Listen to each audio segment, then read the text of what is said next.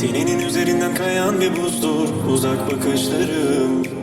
Hiç izlememiş olsaydım bu filmi canımı acıtırdı. Ama seni bilmek, seni bilmek, seni bilmek beynimde bir kurşun. Seni bilmek, seni bilmek, seni bilmek en büyük ceza. Her anın aklımda, her kıvrımın. Sanmasınlar asla seni benden ayrı. Savrulur, savrulur saçlarında hayatım.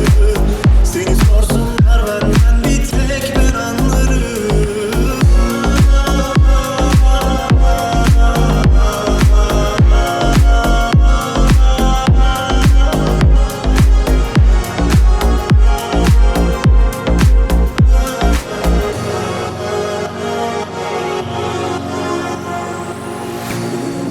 Kayan bir buzdur uzak bakışlarım.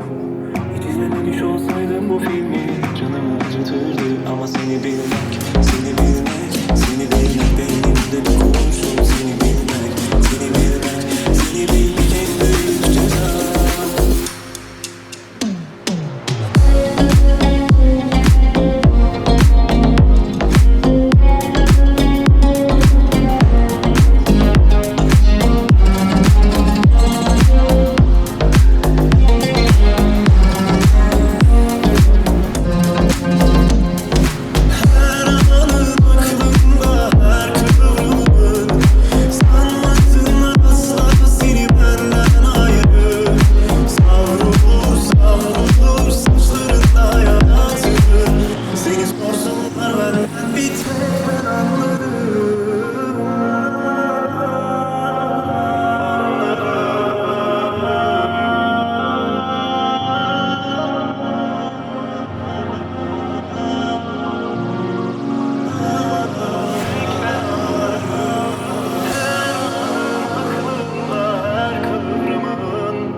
Sanmasınlar asla seni benden ayrı. Savrulur, savrulur saçlarında hayatın.